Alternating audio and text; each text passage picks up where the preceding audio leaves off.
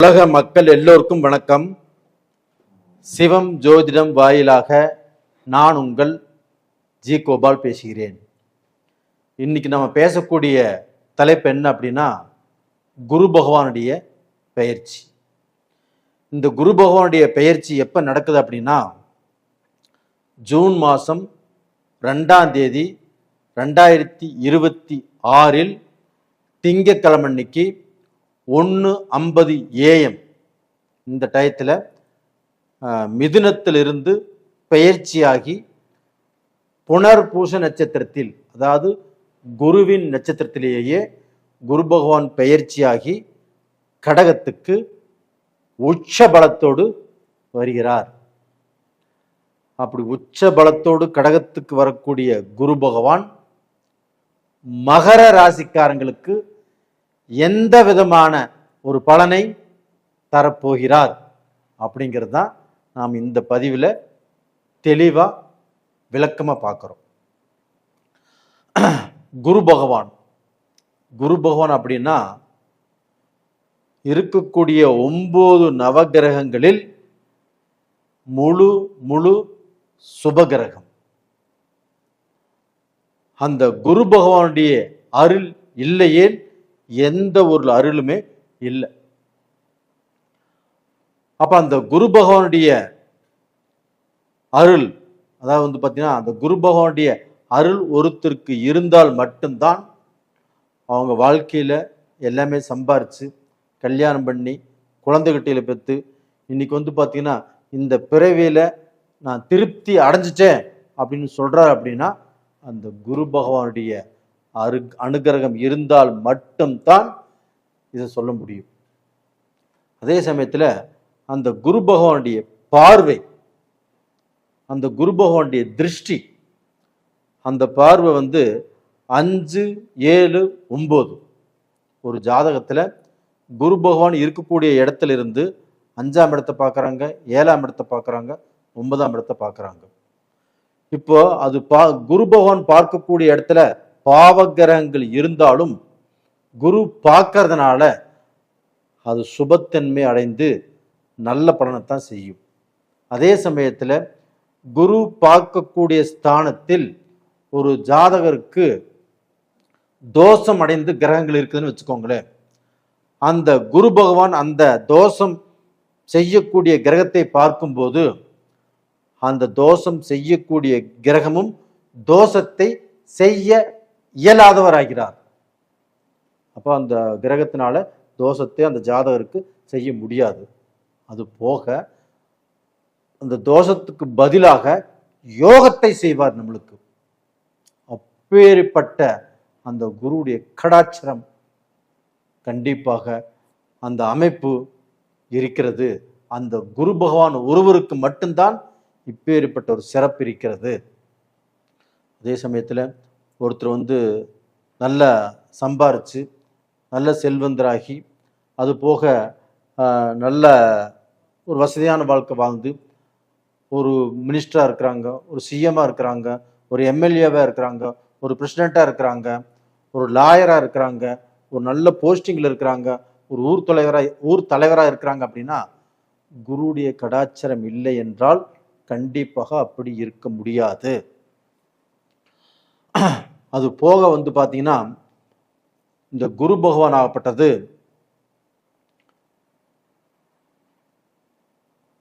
இந்த குரு பகவானுடைய அனுகிரகமாகப்பட்டது இப்போ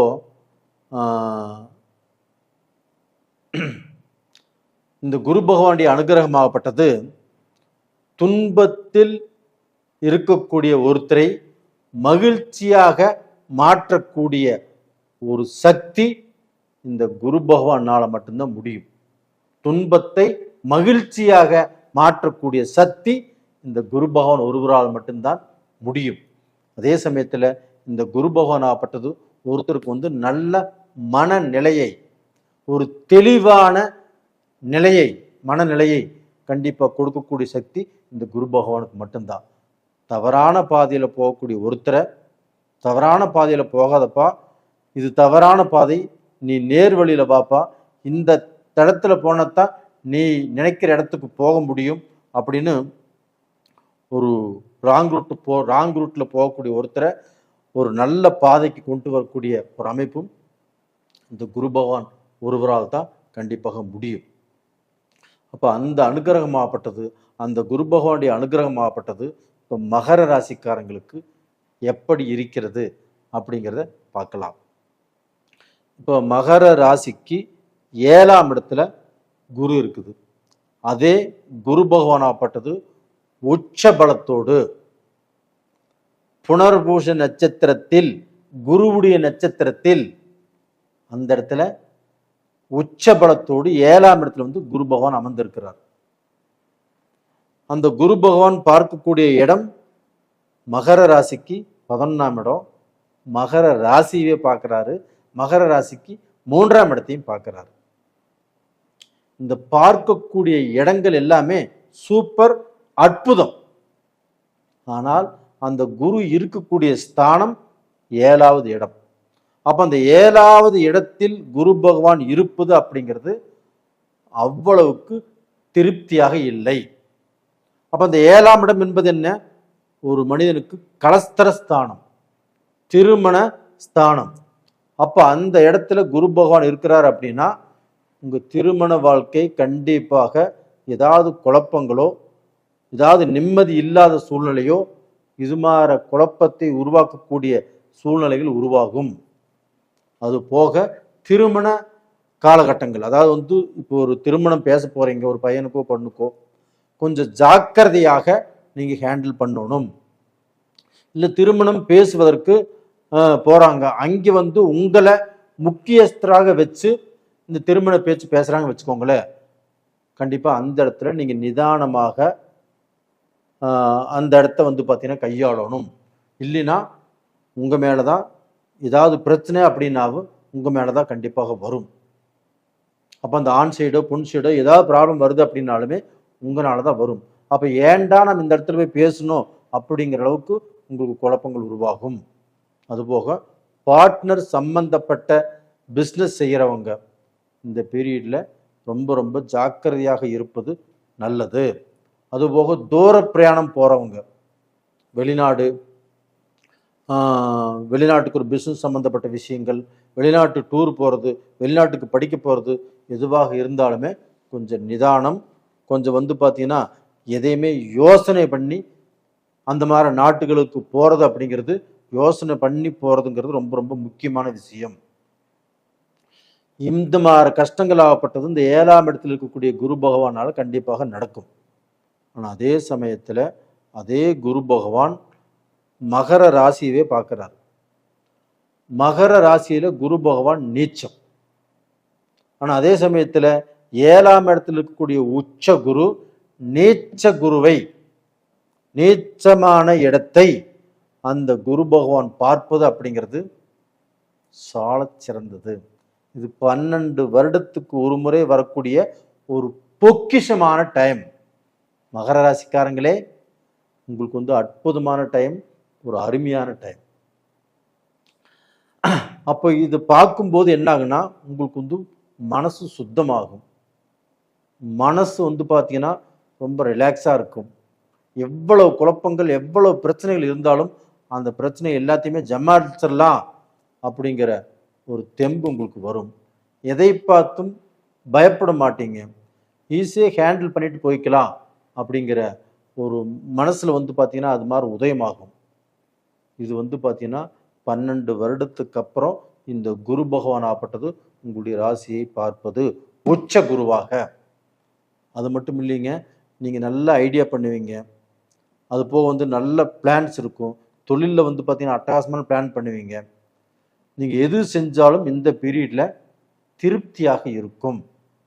அது போக உங்கள் ராசியை குரு பார்க்கறதுனால ஒரு தெளிவாக இருப்பீங்க. பயம் இல்லாமல் நாம் எது செஞ்சாலும் கரெக்டாக செய்வோம் அப்படிங்கிற நம்பிக்கை உங்களுக்கு பிறக்கும். அது போக உங்களுடைய ராசிக்கு 11ஆம் இடத்தை குரு பார்க்குறாரு. 11ஆம் இடம் என்பது என்ன? லாபஸ்தானம். அப்போ லாபம் அப்படிங்கிறது நம்ம செய்யக்கூடிய தொழிலில் எந்த விஷயமாக இருந்தாலும் சரி, நீங்கள் பேசினாலும் சரி, தொழில் செஞ்சாலும் சரி, வேலைக்கு போனாலும் சரி, இது எல்லா விஷயத்திலையுமே உங்களுக்கு நல்லது தான் நடக்கும். அது போக உங்களுக்கு வந்து இப்போ ஒரு பிஸ்னஸ் ஆரம்பிக்கிறீங்க, இல்லை வந்து இதற்கு முன்னாடியே ஒரு பிஸ்னஸ் பண்ணிட்டு இருக்கிறீங்கன்னு வச்சுக்கோங்களேன். அந்த பிஸ்னஸில் இதற்கு முன்னாடி நஷ்டம், வேலையாட்கள் சரியாக அமையலை, கொஞ்சம் கஷ்டமாக இருக்குது. அப்படிப்பட்ட உங்களுக்கு இந்த பீரியடில் கண்டிப்பாக லாபஸ்தானத்தை குரு பார்க்கறதுனால வேலையாட்களும் கரெக்டாக அமைவாங்க, நல்ல லாபமும் கிடைக்கும். அந்த லாபத்தின் மூலியமாக கடனையும் கட்டுவீங்க. உங்களுக்கு ஒரு பிஸ்னஸ் பண்ணி நீங்கள் பண்ணி கொடுத்து எல்லாமே கொடுத்துட்டீங்க, உங்களுக்கு வர வேண்டிய பணம் எதுவுமே வரல. இதனால் வந்து பார்த்தீங்கன்னா அப்படியே ஸ்தம்பித்திருக்கிறீர்கள். அப்போ வந்து இந்த பீரியடில் அந்த நிலை கண்டிப்பாக மாறும். அப்போ உங்களுக்கு வர வேண்டிய பணம் வந்து சேரும். அப்போ வந்து பார்த்தீங்கன்னா நீங்கள் அந்த பிஸ்னஸை ரன் பண்ணலாம், நீங்கள் கடனை கட்டலாம். அப்போ இந்த பீரியடில் வந்து பார்த்தீங்கன்னா ₹1 கடன் இல்லாமல் கடனை எல்லாத்தையுமே முடித்து நீங்கள் நல்ல பொசிஷனுக்கு வரக்கூடிய ஒரு அமைப்பு இந்த மகர ராசிக்காரங்களுக்கு இப்போ வந்திருக்குது. அது போக உங்களுடைய ராசிக்கு 3வது இடத்தை அந்த குரு பகவான் 9ஆம் பார்வையாக பார்க்கிறார். அந்த 3ஆம் இடத்தை அந்த குரு பகவான் பார்க்கும்போது அங்கே சனி பகவானும் இருக்கிறாங்க. சனி பகவான் உங்களுடைய ராசிநாதன், அந்த ராசிநாதனையும் அந்த குரு பகவான் பார்க்கிறார். அப்போ பார்க்கும்போது மகர ராசிக்கு மேலும் ஒரு ஸ்ட்ராங் ஆகுது. அங்கேதான் உங்களுக்கு ஜாக்பாட் அடிக்குது. ஏன் சொல்கிறேன் அப்படின்னா, உங்களுடைய ராசியுமே குரு பகவான் பார்க்குறாரு, உங்களுடைய ராசியும் குரு பகவான் பார்க்குறாரு, ராசியையுமே குரு பகவான் பார்க்குறாரு. அற்புதமான டைங்க மகர ராசிக்காரங்களே. நீங்கள் இந்த 12 வருட காலங்களில் எவ்வளவு கஷ்டப்பட்டீங்களோ, எவ்வளவு சோதனைக்கு ஆளானீங்களோ, எவ்வளவு சொத்தை இழந்தீர்களோ, யாராருக்கு முன்னாண்ட கேவலப்பட்டீங்களோ, கஷ்டப்பட்டீங்களோ, துன்பப்பட்டீங்களோ, அவங்க எல்லாத்துக்கும் முன்னாண்டையுமே நீங்கள் இந்த பீரியட்ல இருந்து நீங்க டைம் எழுதி வச்சுக்கோங்க. கரெக்டா 1 வருஷ காலம், இந்த 1 வருட காலத்தில் நீங்கள் படிப்படியாக முன்னேறி நீங்கள் உச்சத்தை தொடப் போகிறீர்கள். இது உண்மை, இது நடக்கும். அது போக அந்த 3ஆம் இடத்தை குரு பார்க்கறதுனால அந்த 3ஆம் இடம் என்பது முயற்சி ஸ்தானம். அந்த முயற்சி ஸ்தானத்தையே குரு பார்க்கறதுனால நீங்கள் எண்ணிய காரியங்கள் கண்டிப்பாக நடக்கும். அப்போ இப்போ வந்து எஜுகேஷன் பண்ணலாமா, தாராளமாக பண்ணலாம். அது போக IAS, IFS, IRS இது மாதிரி வந்து பார்த்தீங்கன்னா குரூப் A சம்மந்தப்பட்ட எக்ஸாம் எழுதுறீங்களா, தாராளமாக எழுதலாம். நீங்கள் என்ன படிப்பு படித்து என்னவாக ஆகணும்னு சொல்லி நீங்கள் இதற்கு முன்னாடி எதிர்பார்த்துருந்தீங்களோ அது இந்த பீரியடில் கண்டிப்பாக நடக்கும். அப்போ டோட்டலாக வந்து பார்த்தீங்கன்னா உங்களுடைய வாழ்க்கையில் நீங்கள் நினைச்ச காரியங்கள் எல்லாமே நடக்கும். அது போக மகர ராசிக்காரங்களுக்கு திருமணமாகும். அது போக வந்து பார்த்தீங்கன்னா பொண்ணு பார்க்கலாம், மாப்பிள்ளை பார்க்கலாம். தடைப்பட்ட திருமணங்கள் இந்த பீரியடில் நடக்கும். குழந்தை பாக்கியம் கண்டிப்பாக மகர ராசிக்காரங்களுக்கு குழந்தை பாக்கியமும் கிடைக்கும். நீங்கள் ஹாஸ்பிட்டலுக்கு போங்க, IVF பண்ணுங்க, கண்டிப்பாக குழந்தை பாக்கியம் கிடைக்கும். இயற்கையாகவே கருணிக்கிறதுக்கும் வாய்ப்புகள் இருக்குது, ஒன்றும் கவலையே படாதீங்க. அதுபோக மறுமணத்துக்கோசரம் காத்துட்டு இருக்கிறவங்களுக்கும் இந்த பீரியடில் மறுமணம் உண்டாகும். கண்டிப்பாக நல்லது நடக்கும். அப்போ எந்த குழப்பமும் இல்லை.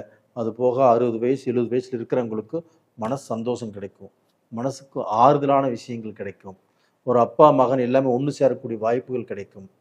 ஒரு அப்பாவுக்கு மகன்கிட்ட இருந்து பார்த்தீங்கன்னா ஒரு ஆறுதல், இல்லைன்னா பார்த்தீங்கன்னா எல்லாம் ஒரு இடத்துல இருக்கக்கூடிய வாய்ப்புகள் இது எல்லாமே இப்போ உருவாகும். அதே சமயத்தில் அம்மா அப்பா மகன் மகள் எல்லாமே சந்தோஷமாக இருக்கக்கூடிய காலகட்டங்கள் உங்களுக்கு வந்தாச்சு. கவலையே வேண்டாம், நல்லா இருப்பீங்க. நேயர்களே, இந்த பீரியடில் நீங்கள் வந்து பார்த்தீங்கன்னா முழுசாக யாரையும் நம்பி ஜாமீன் போடாதீங்க. முழுசாக ஒருத்தர் காரியத்துக்கு நானாச்சு அப்படின்னு சொல்லி நிற்க வேண்டாம். இது 2 இதில் மட்டும் கொஞ்சம் ஸ்ட்ராங்காக இருந்தால் போதும். அது போக இந்த பீரியடில் வந்து பார்த்தீங்கன்னா நீங்கள் வணங்க வேண்டிய தெய்வம் ஜீவ சமாதி இருக்குது இல்லையா, அந்த ஜீவ சமாதியை நீங்கள் வணங்கி வந்தால் நல்லா இருக்கும். அது போக குரு தட்சிணாமூர்த்தி, அந்த ஆலங்குடியில் இருக்கக்கூடிய குரு தட்சிணாமூர்த்தி கோயிலுக்கு போய் அந்த தட்சிணாமூர்த்தியை வணங்கி வந்தால் கண்டிப்பாக நல்லா இருக்கும். இது போக அம்பாளுடைய வழிபாடும் நல்லா இருக்கும். நேயர்களே, உங்கள் ஜென்ம ஜாதகத்தில் நடக்கக்கூடிய தசாபுத்திகள் இப்போ நல்லா இருக்குதான்னு செக் பண்ணிக்கோங்க. அது ரொம்ப முக்கியம். நேயர்களே, உங்களிடமிருந்து விடைபெறுவது உங்களின் ஜி கோபால். நன்றி, வணக்கம்.